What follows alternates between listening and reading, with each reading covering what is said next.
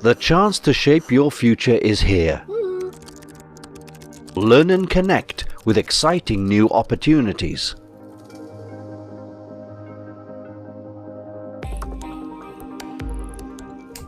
Are you ready for the next step?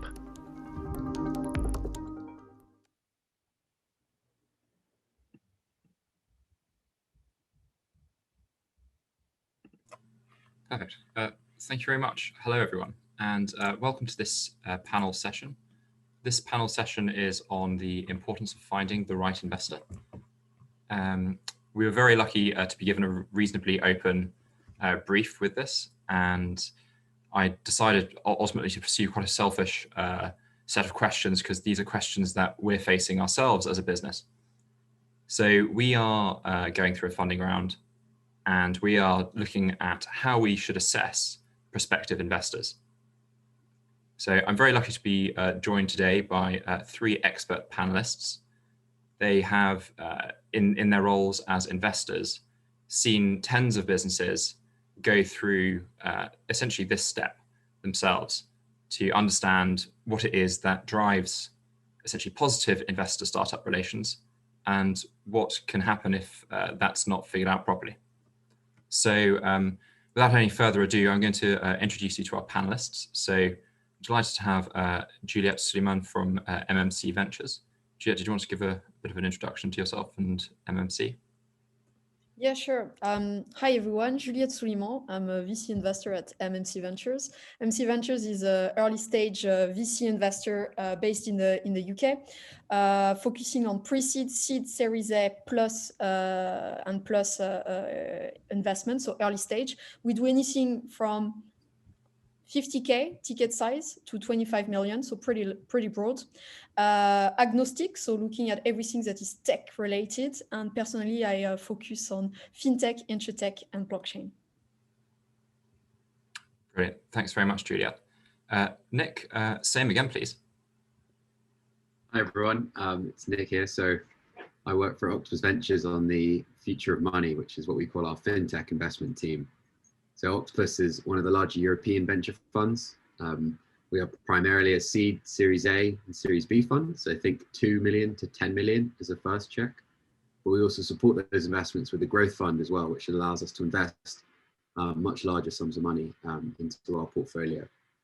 In terms of myself, I was a founder before joining Octopus, and I was a pretty terrible fundraising founder as well. So I can tell you all the stuff not to do when it comes to speaking to investors. And having worked with some incredible founders at Octopus Ventures, I can hopefully give you a couple of examples of what to do when speaking to potential investors.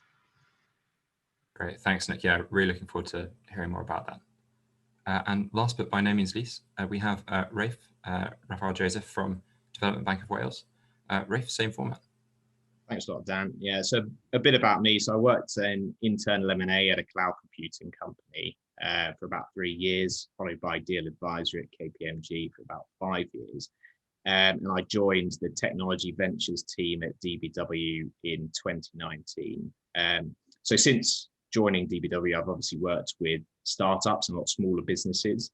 And what we really look to invest in is high growth technology startups. And we invest between sort of 100K up to £2 million. But we can invest up to £5 million in any one business over a series of rounds. So, one of the key things that I've learned since joining DBW is that, we're working with smaller businesses. It's all about building long-term relationships and trying to make sure there's a really good fit between the investor and the founder. And I'm sure that's something that Dan will come on to a bit later. Thanks very much, Rafe. Right, and I'm just going to try and figure out my technology and share screen.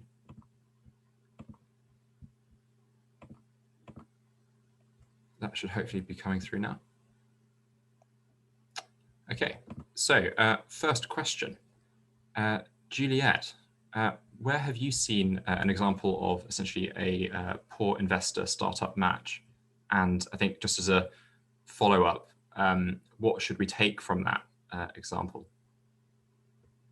Yeah, I guess I won't name and shame on this one, but I think where often when the relationship in between an investor and a startup is not working is a mismatch of expectation. And I think it's super important for the startup and for the investor to understand how the relationship is going to work, and specifically for the investor to understand when the startup is planning on a potential exit and when liquidity will happen.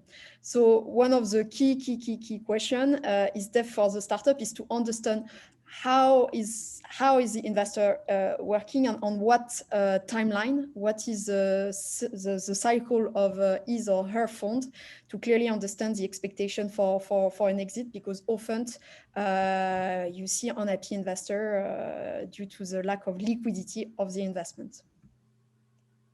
Okay, interesting. So things to look out for there, essentially with regards to alignment over timeline and also sort of growth trajectory. Absolutely.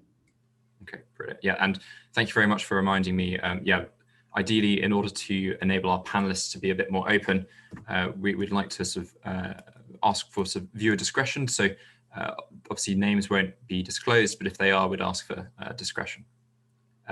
Nick, did you want to follow up to that with same question? You must have seen quite a lot. Yeah, what is that? Chatham House rules apply, but I think one that does come to mind is Quibi. Quibi was, I'm sure you guys have come across it. It was the sort of small form media company that started, I guess, 2-3 years ago.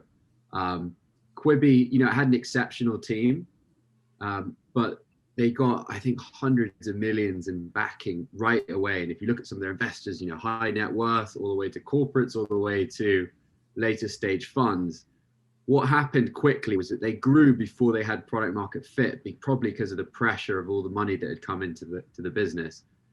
And I think Quibi is a good example of, you want to be selective of your investor and the stage that your investor focuses on. If you're taking loads of money up front, or even if you're speaking to an investor who's used to doing later stage, who potentially goes, hey, you know, we'll maybe do a bit of earlier stuff, but just be careful that they can help you be appropriate to where your business is, right? And don't fall into the trap, for example, of getting pushed to grow before you have product market fit, like Quibi did. And there are numerous examples of that. So be really careful of the stage that your potential investor looks at. So just, I suppose, a follow-up to that, would you be looking for investors that can really help you make that next step up in terms of the sort of step ladder of funding? Yeah, and this is, I mean, if you have the luxury of working with some top tier investors, right, it's amazing to have that name on your cap table.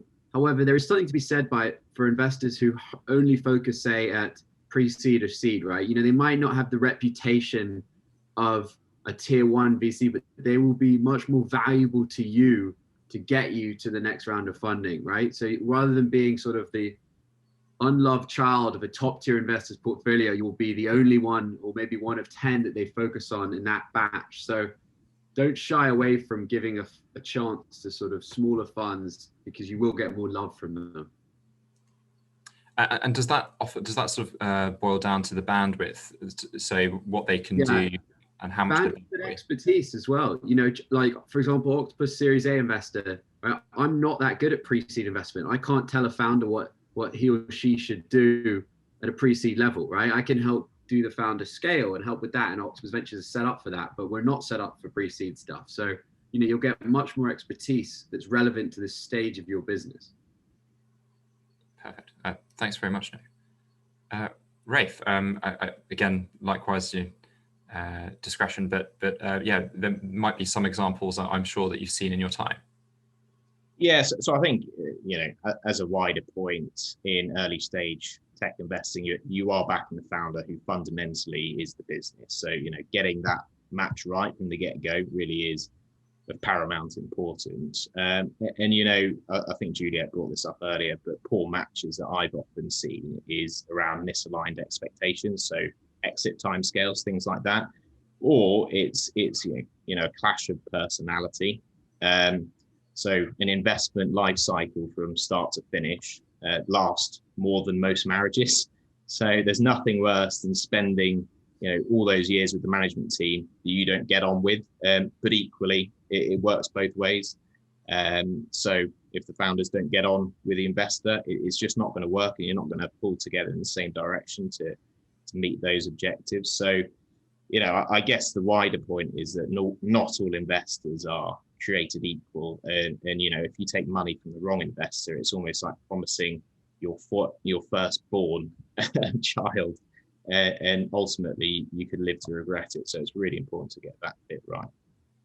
Okay, brilliant. Yeah, I think that leads nicely on to, I think, the next piece, which is, are there warning signs, with regards to timelines or rights and things like that sort of show themselves up in term sheets with regards to things like clashes in personality and what the expectations are?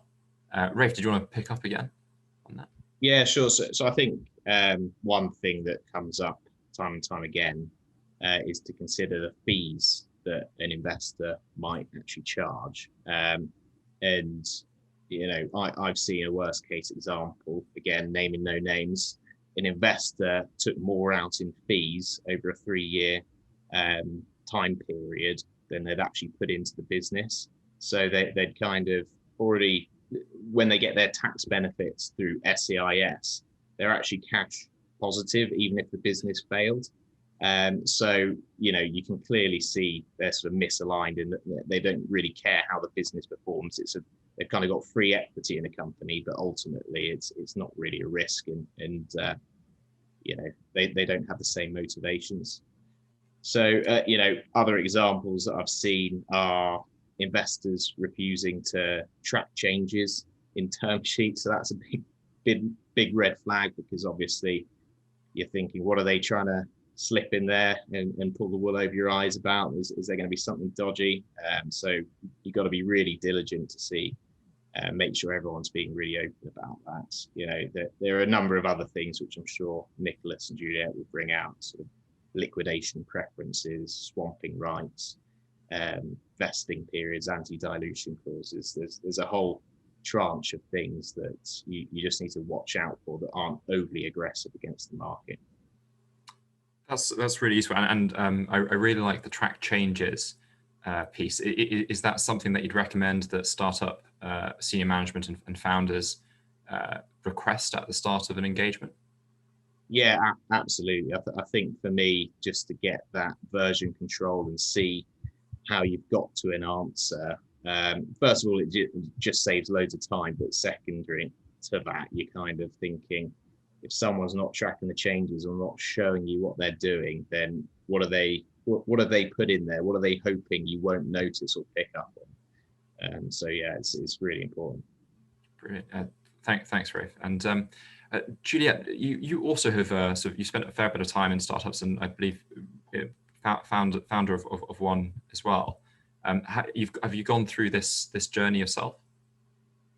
Yes, I think yes. I think for me, I totally agree with Raphael on the fees and the aggressive term. One specific term that I would be looking for is the level of control that you give away to the investor, and specifically around veto rights, first right of refusal, etc. Because at the end of the day, you are the entrepreneur and you should be running the business and not your investor, right? And there is nothing worse than giving really, really powerful veto right to your investor, and that he or she is looking around at everything that you do, which is spend less, take long time. You don't want to be micromanaged, right? Like if you're an entrepreneur, you're probably starting a business to be your own boss, and you need to be obviously careful with that. One specific term that I'm always, from a VC point of view, that I always kind of take with double precaution is definitely the first right refusal that is often slip into term sheet by CVC, corporate VC, that want to have kind of the first right to buy that business, and that for a venture capitalist is actually pretty quite a red flag, because we want the market to play its power with supplies and demand, and have the best price for it, and not what the corporate VC wants for it. So definitely looking at veto rights that you give away, and level of controls that you give away. And just for the uninitiated, first right of refusal is essentially that they have the first option to buy the business. Absolutely, and sometimes they sneak some discounting rates, etc. So those are terms that you want to be extremely careful when you give them away. And yeah, absolutely. Okay, brilliant. Nick, what about yourself? Yeah, I think when I was a founder, right, it's really hard to know what terms are standard and what aren't, right? Because you do this once, maybe twice, or every 18 months. The venture investor does this day in, day out, right? So they're going to know more than you right away. So it's around surrounding yourself with resources and people who can help you make sense of it. Where I would say that becomes really valuable is if you can get some angel investors or advisors who have been through this process, 3-4 times, and then you consult them, is very useful. The other resource I think is the British Venture Capital Association has a term sheet that they publish online, right? And we mark our term sheet off of theirs, right? We want to keep it as similar to that one as possible. And if you look at a term sheet and it's completely out of whack with that, you've probably got to do some negotiation. However, this is all supply and demand. If you've got one term sheet for your funding round, you're not in a position really to negotiate those terms particularly heavily, because if you don't really have a walk away.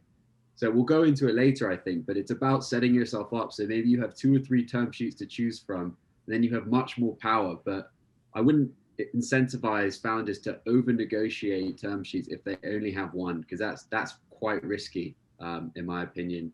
But it is kind of a funny one. It's like a negotiating your prenup before you get married, to go for Rafe's example. It's a strange conversation, but it's one that is really important, because all future investors will look at that term sheet and they'll go, wait a second, this first investor got this clause, I want it in the next one, right? So while you think these can be quite insignificant discussions, they do set a precedent for all your future funding rounds. And would future investors take a view on the caliber of the management team potentially that's gone into those sort of term sheets? Sometimes businesses don't have all that negotiating power, and we understand that. What we do as venture investors is we'll clean up a term sheet. We don't ever use the pre-existing term sheet. We'll issue a new one when we lead around. We'll clean that all up if we feel it's appropriate. So you're not wedded to your terms, but if you do put really heavily investor-friendly terms in, like a preference or a 2x preference, and look that up if you don't know what that means, right? As a future investor, you'll be like, well, your existing investors have this 2x preference. We want that too. So be very careful around about 3 or 4 terms, like liquidation preference, anti-dilution rights, vetoes and control, like Jules mentioned, that you really want to get right. A lot of the other stuff, like how many times the board meets a year, and that's just sort of noise.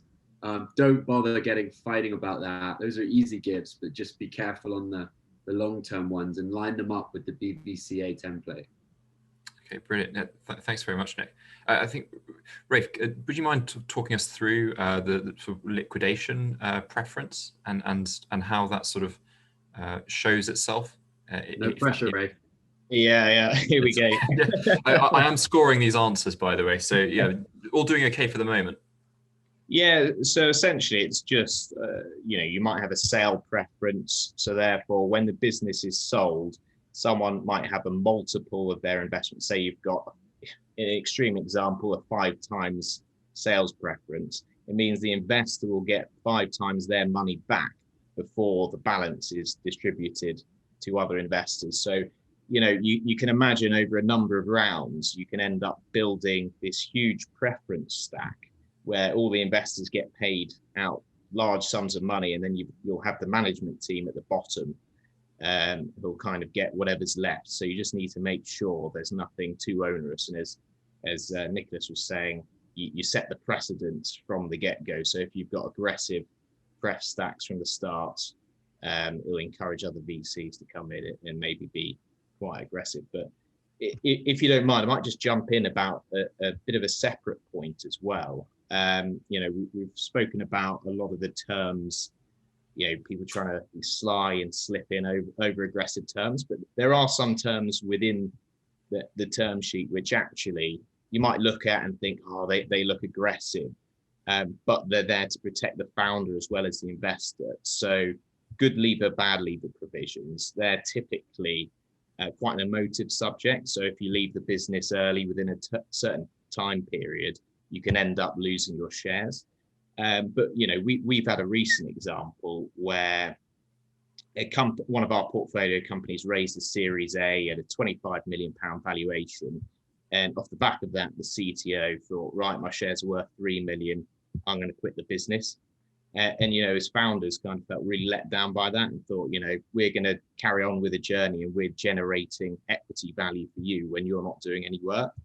But within that, obviously, we set up the terms correctly from the get-go. So they have those good leaver, bad leaver provisions. So we could negotiate, yes, you can keep a certain portion of your equity for the work you've done to date, but it's not fair you just sit on this equity pool and let the others create that value for you. So whilst most people get really emotional about that, actually, it's there to protect everyone, not just the investor.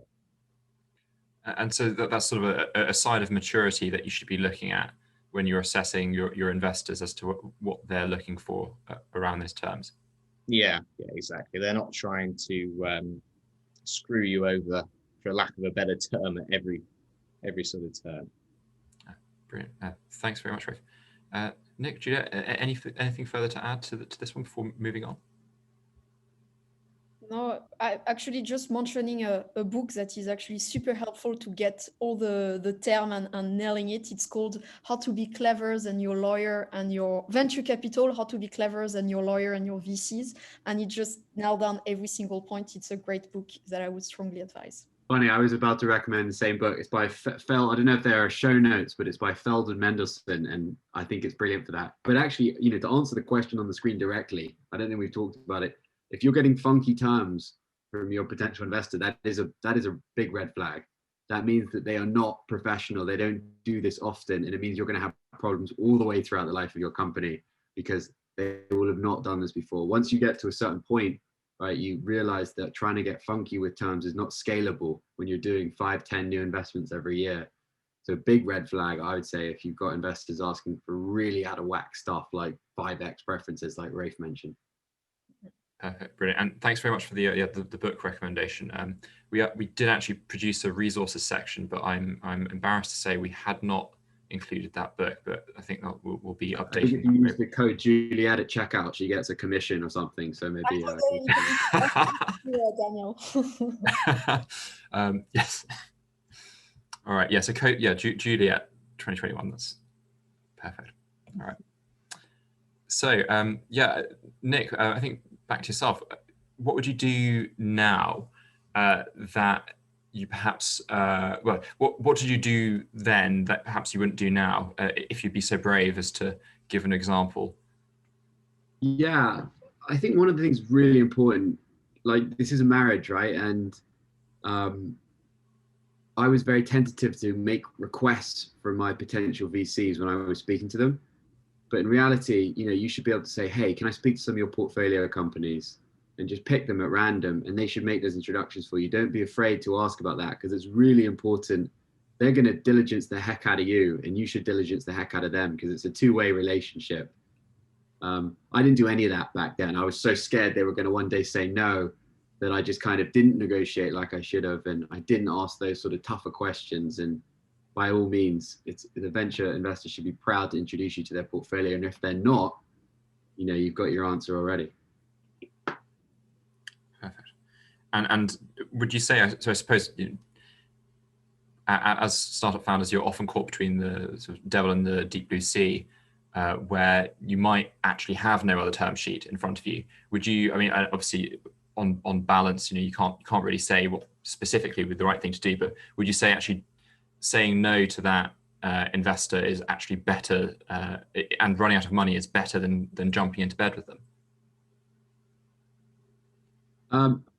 No, I'd say the fundamental ambition of you should be to survive at all costs, right? And sometimes you do have to take a potentially not the most ideal investor, and you see this a lot with businesses which are sort of get restructured and then when they're on the way out and down rounds and stuff. These aren't ideal, but as a founder, you have to survive, right, until the market swings back in your favor. So calling it quits is the last resort. And that's something that I also say, don't do this alone. I used to do it alone. Like I'd have these negotiations with investors because I didn't want to skimp up for a lawyer because I was really running out of cash, right? But that's, again, it looks unprofessional, and it's really helpful to have someone batting your corner who you can sort of spitball with and knows this. And is there too early? Sorry, yeah, Julia. Is there too early a stage, would you say, to be thinking about including a lawyer? Yeah, honestly, a lawyer is one of your best ally. Definitely, there is no too early stage to not include a lawyer. To be fair, I know it's a cost, but there are more and more flexible and startup focused kind of law firm out there that should be considered. Me, I would be slightly less, probably slightly more optimistic and slightly less pessimistic than Nick on accepting whatever money comes through if you have to survive. I do still think that sometimes taking the wrong investor can kill your business, and so you should be extremely careful. Yeah, you should be very careful with who you agree term with and who you bring into your business. It's a two-way street. You need to be picky. Often, we live in a society with the guy or the girl who has the money is the one with the power. But you have to remember that you're giving away 10 or 20% of your business that will hopefully be valued at an extremely high percentage, and this is extremely valuable for an investor. And as investor, we have to find those type of startups. So you have to try to rebalance and get back the power and the confidence of like, actually, I'm offering something very at a massive discount for what I'm going to build with that money, right? And bring back the power to you, bring back that confidence.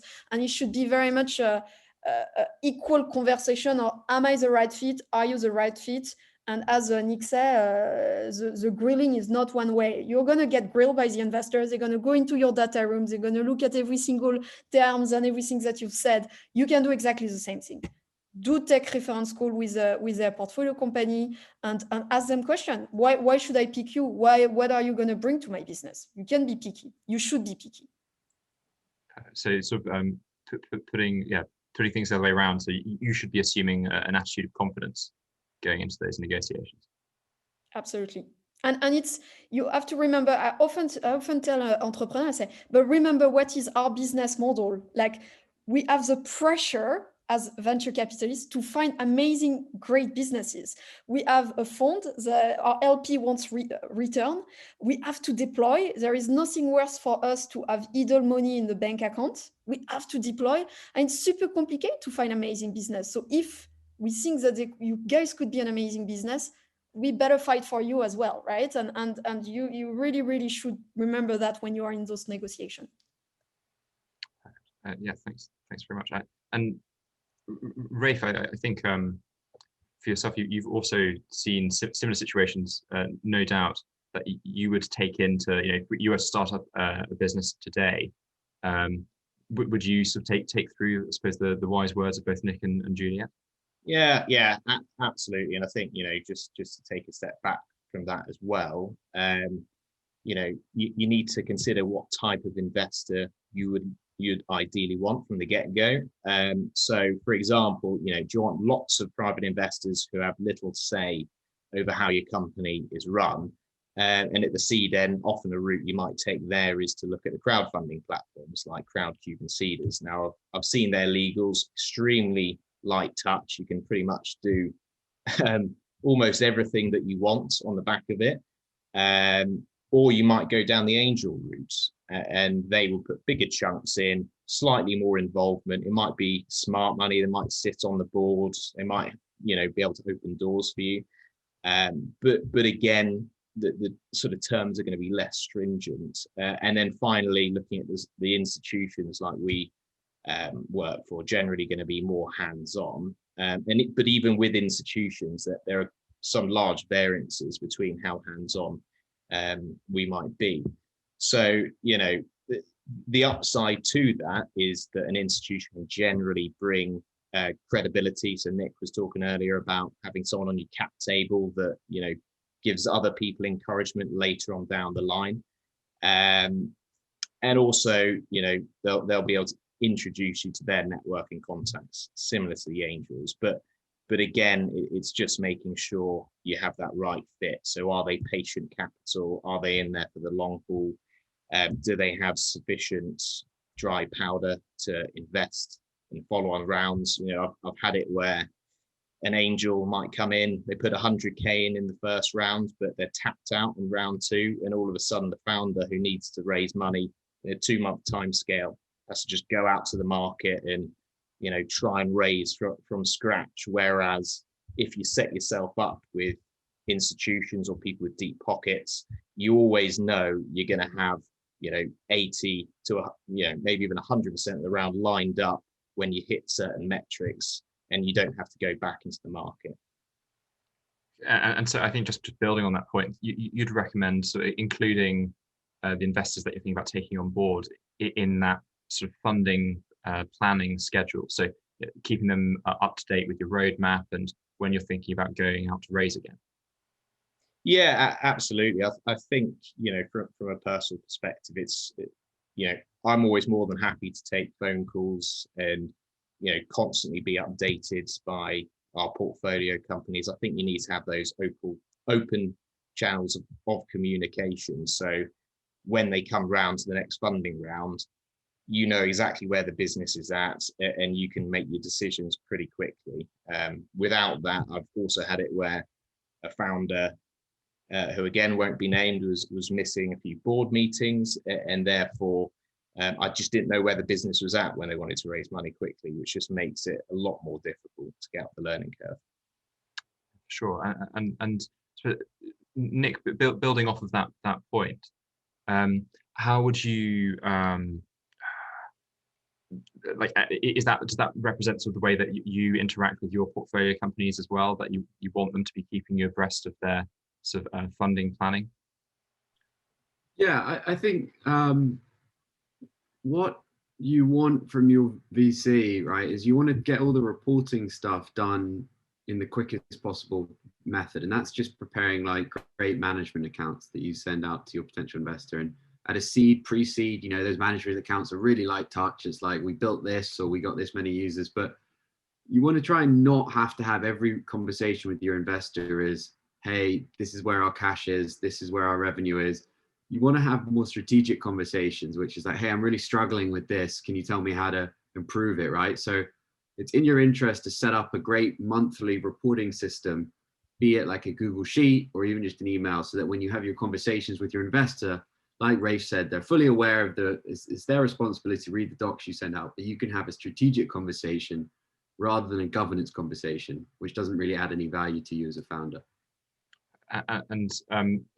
So Juliet, I think, again, just riffing off of that point, would you ask your investors for examples of the strategic plays that an investor has made for their portfolio businesses? Sorry, I don't think I understood the question. Okay, so let's say that you've got a prospective investor. You're assessing whether or not someone's right for you. Would you ask them in that interchange as part of the negotiations?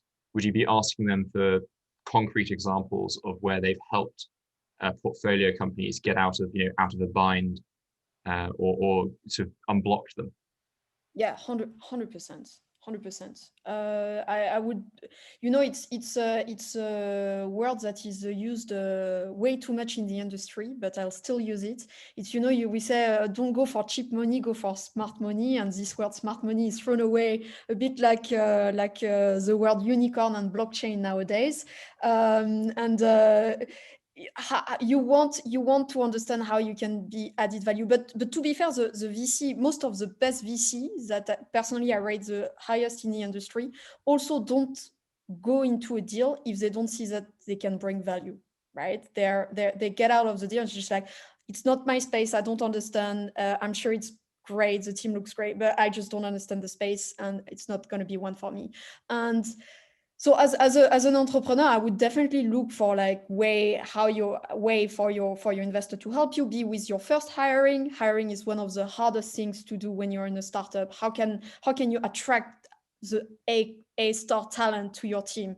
How to bring your first client in. Most of you would be surprised that most of the startup, most of the portfolio are clients within the same portfolio, right? Like of investors. So it's a way of getting introduced to potential clients. And yeah, you definitely be looking for that smart money. Apology for the term, but you're looking for that 100%. Perfect. Yeah, thank you. Thank you, all of you, for answering these questions. And I think we've largely covered the last couple of questions. I think there's perhaps one more, which is, on that point, Daniel, I think it's one of the things I was completely oblivious of is the amount of venture investors I had to speak to get a term sheet when I was starting. I was like, I can speak to 10 and I'll get one of them to say yes. That is just completely out of whack, right? From my experiences, you've got to speak to at least 50 of them, right, to maybe get 1 or 2 term sheets, no matter how good you are as a founder.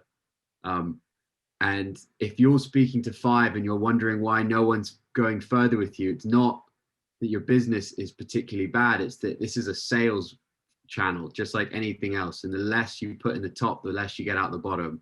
And I think that's one of the things that I think doesn't trickle through unless you're working on my side, just as how many founders, and as a founder, how many venture investors you need to meet before you're going to get a term sheet.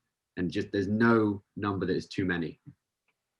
And so did you do much research into those VCs that you're approaching? And that's the hard part, because you can read the list and it's like the best European VCs and it's like MMC, Octopus Ventures, all of that fun stuff. However, you're like, well, how the hell do I speak to any of these people? And if you go through the sort of info at MMC or info at Octopus Ventures, like that's a dark hole and you don't want to be going down there, right? You need to find someone who's sort of on the inside who can make those introductions for you. But fundamentally, none of this stuff happens sitting at a desk staring at a computer. Like, you've got to get out to conferences, you've got to network it. And if you don't like it, I'm sorry, that doesn't work in this industry. You just got to do it. And it's all about output, right? You just got to, it's hard to do in today's world, right? But there are virtual conferences like this. But when everything opens back up again, you've got to be out there, because it is really just a numbers game when you boil it down. So investing time wisely. Just invest a lot of time, basically. Yeah. Hard to do it wisely, but it's more just input and output. I'm hoping we'll be able to prove that wrong and show that you can do it in a short amount of time. But exactly. That's why your platform was particularly valuable, right? When I was trying to raise money, I didn't have, ShipShape. It was basically just trying to use like Hunter.io to track down investors' email addresses. Like, you make it a lot easier for people, but Yeah. But it still doesn't. It is still time. Well, yeah, we're still learning quite a bit, but I think we've got a few minutes left now for some questions. Let me just stop sharing for the moment. So, do we have any questions just yet? Aileen? No questions. No, not from the hub. No. Alrighty. Not to worry there. Do you have any questions for each other? I think that's always a good place to start.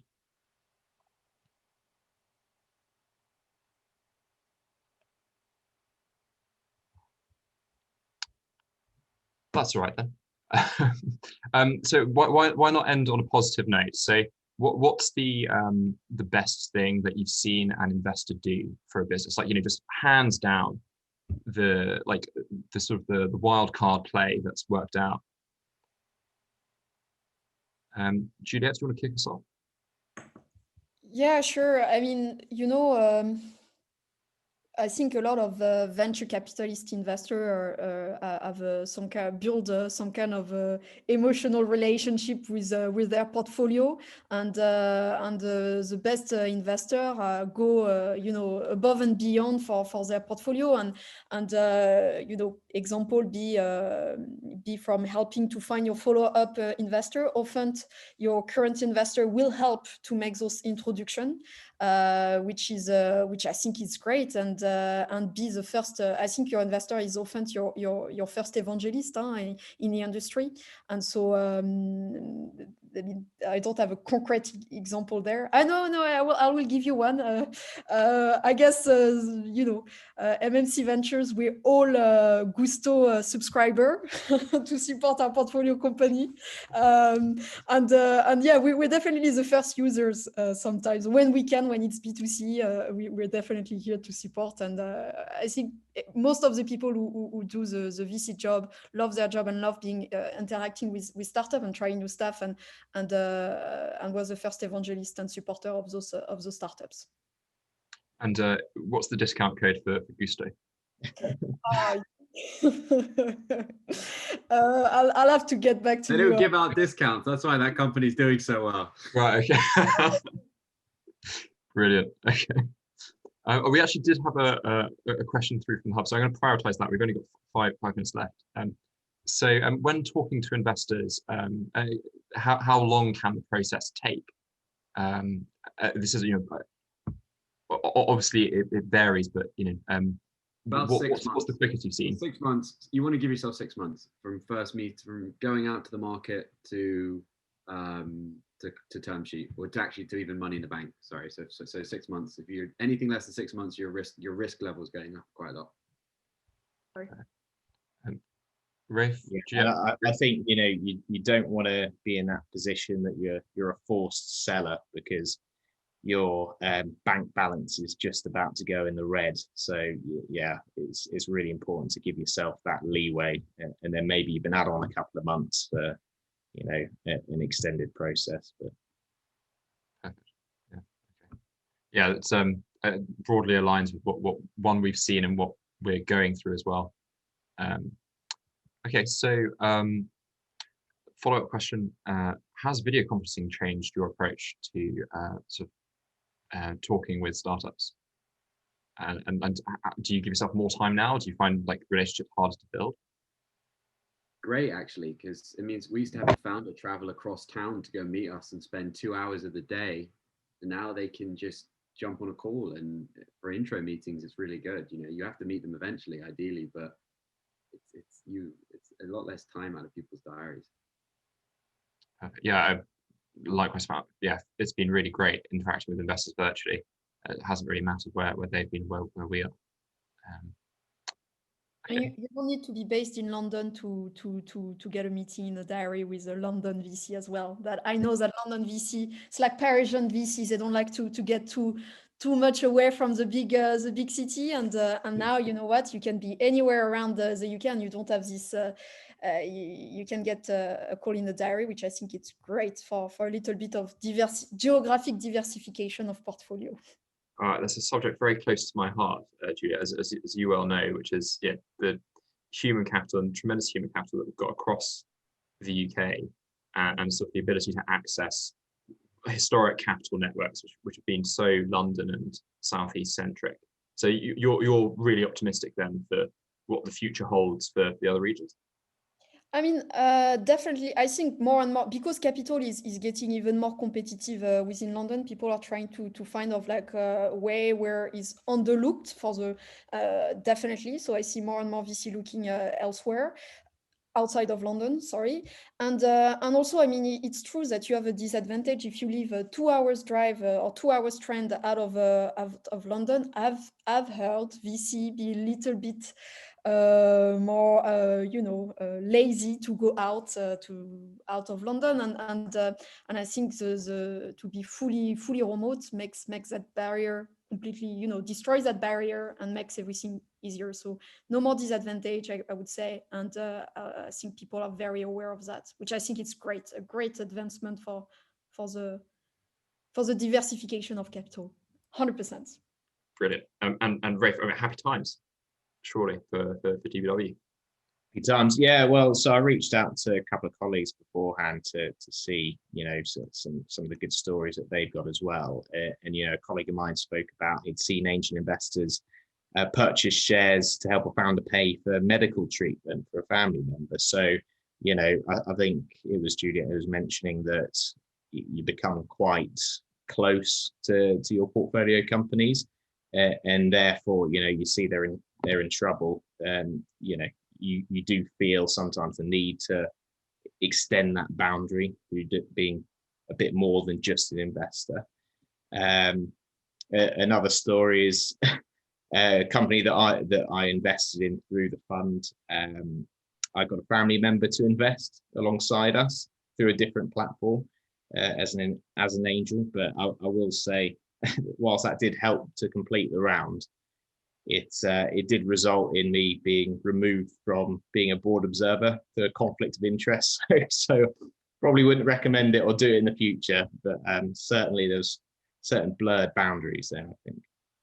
I think that speaks volumes, though, surely, with regards to if an investor is willing to go that extra mile to help something happen. Well, it's a shame that they don't have you on the board, really. But, yeah. I mean, I have a really good relationship with the CEO and the rest of the team, and that's probably one of the reasons. But no, I believed in it, so I kind of thought it was worth getting the round closed. Brilliant. Okay. So I think we've got probably about 5 more minutes, if that's okay for everyone. Are you guys able to do 5 minutes? Juliet, Nick, Ray? Perfect. All right. So how does it feel when you're approached by the right startup? Do you know when you first interact with them? Nick, do you want to start off? Yeah, this is again why it's a bit of a numbers game, right? So the right startup to me is different potentially to what it is to Jules, what is to Rafe, right? So, for example, I might find B2B payments, or I might find med tech or climate tech particularly interesting at any given moment. And if I get a cold email saying, "Hey, I'm a climate tech business who's trying to focus on this solution," right? It's that's really powerful. And then I take the call, and that's how it is. And you just don't know what any VC is thinking at any one time. So that's why you have to kind of try and hustle, get email addresses from anywhere, and just send out a lot of material. But it's great. I mean, like when a founder is passionate about something that you're passionate about as an investor, I think it's just a really, amazing thing that happens, and you speed through the journey and potentially invest, it's never a burden. I mean, we get paid to do this, right? It's our job. We wouldn't do it if we didn't love it. Yeah. Actually, just I think riffing off that question. So, what's the best way to reach out to a VC and be noticed? I think this plays back to one of the questions earlier, which is if you have no investor network, if you don't have that in, what can you do to stand out when you're reaching out? Juliet, do you want to kick us off? Yeah, I think it's a tough one. It really depends on investor to investor. I think the best way, again, it's especially at early stage, it's a people business, right?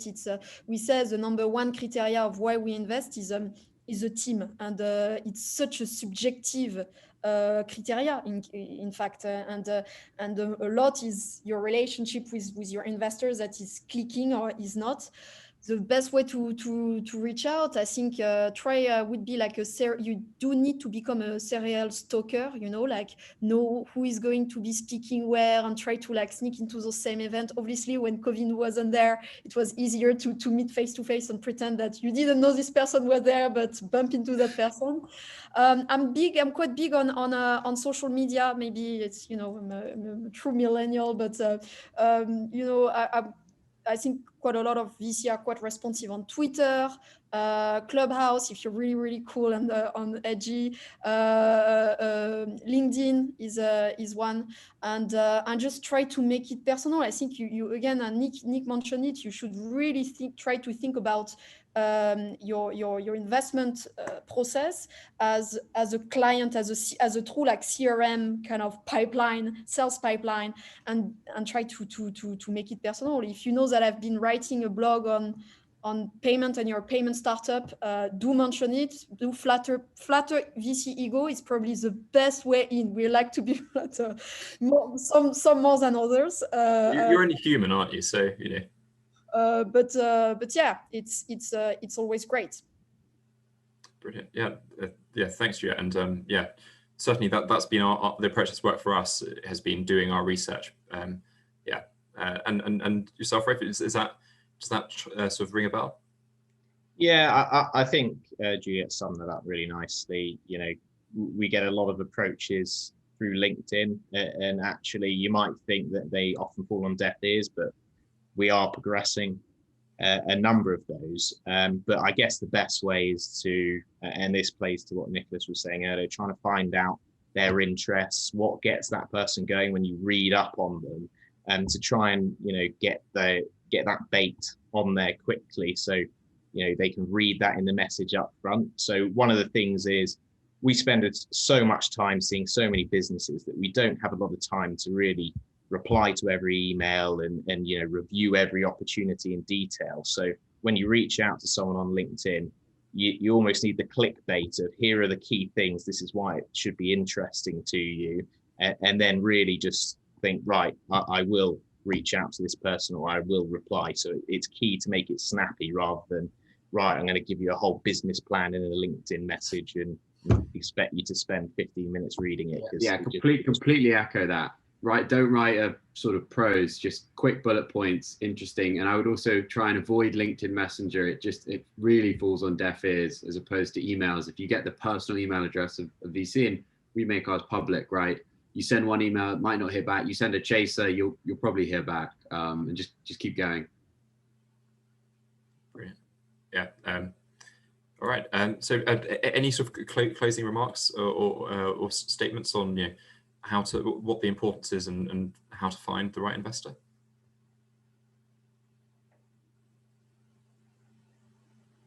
I think, you know, I'll just go back to the point that I made at the start, that the investment process from entry to exit lasts longer than most marriages. So it's just important to make sure you get the right fit, both culturally, but also from a business perspective, that you're aligned.